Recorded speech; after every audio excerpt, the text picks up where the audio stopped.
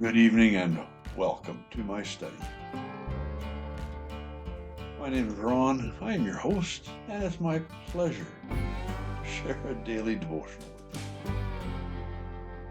you. Lighting changes depending how I move my head here. Okay, we have been in the major prophets section of the Bible, and I'll tell you, I am learning a lot about the Bible through this Foundations reading guide. I didn't know there was major and minor prophets, but we've already done Isaiah, Jeremiah, Lamentations, Ezekiel, and now we're moving into the last of the major prophets, Daniel. Now let's get a little overview of what Daniel's about.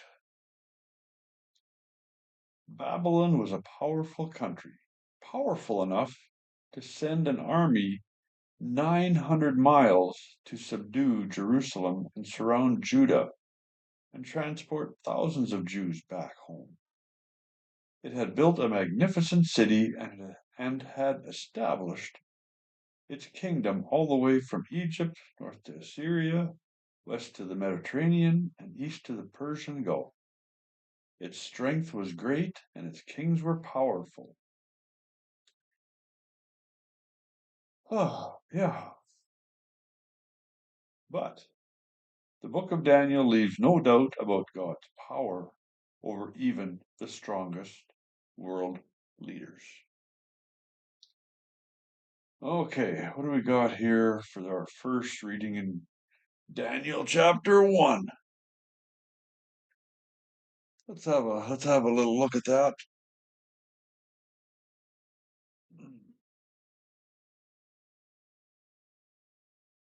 During the third year of King Jehoiakim's reign in Judah, King Nebuchadnezzar of Babylon came to Jerusalem and besieged it. The Lord gave him victory over King Jehoiakim of Judah and permitted him to take some of the sacred objects from the temple of God. So Nebuchadnezzar took them back to the land of Babylonia and placed them in the treasure house of his God.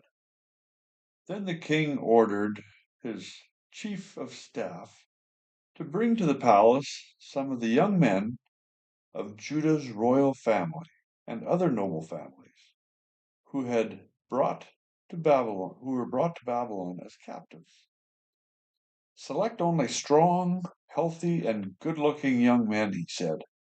Make sure they are well versed in every branch of learning, are gifted with knowledge and good judgment, and are suited to serve in the royal palace. Train these young men in the language and the literature of Babylon. The king assigned them a daily ration of food and wine from his own kitchens. They were to be trained for 3 years, and then they would enter the royal service.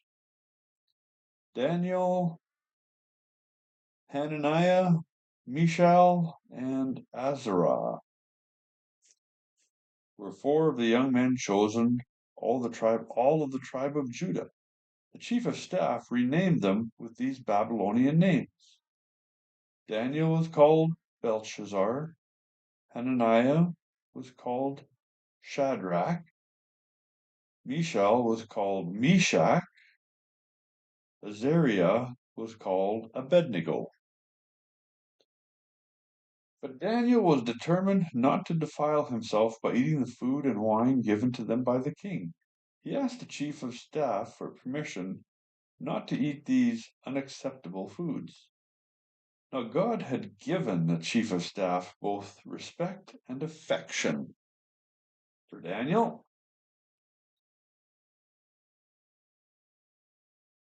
But he responded, I am afraid of my lord and the king, who has ordered that you eat this food and wine. If you become pale and thin compared to the other youths your age, I am afraid the king will have me beheaded. Daniel coaxed him and talked to him, and anyway, they were able to do a test for 10 days. That's what this chief of staff agreed to. At the end of the 10 days, Daniel and his 3 friends looked healthier and better nourished than the young men who had been eating of the food assigned to them by the king. So after that, the attendant fed them only the vegetables instead of food and wine provided for the others. So they're on a vegetarian diet.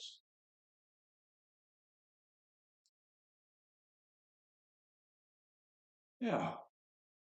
God gave these 4 young men an unusual aptitude for understanding every aspect of literature and wisdom, and God gave Daniel the special ability to interpret the meanings of visions and dreams.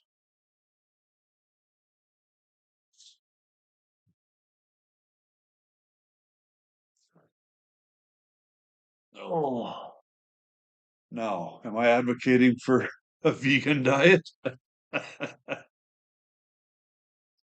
Absolutely not. I am a meat eater. And yeah, but we are going to see God's power on display in the book of Daniel. And we just saw a little bit of it right there when Daniel and his friends chose to honor God and eat what he wanted them to eat.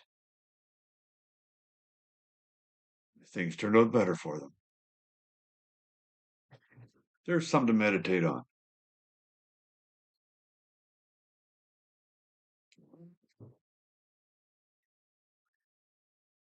Amen.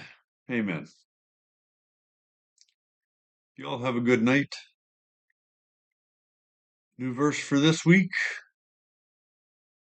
Let's make it real simple. Seems we've been learning so much about God's unfailing love for Israel in the major prophets. Let's do John 3:16. For God so loved the world that he gave his only begotten Son, that whosoever believes on him should not perish, but have everlasting life. Amen.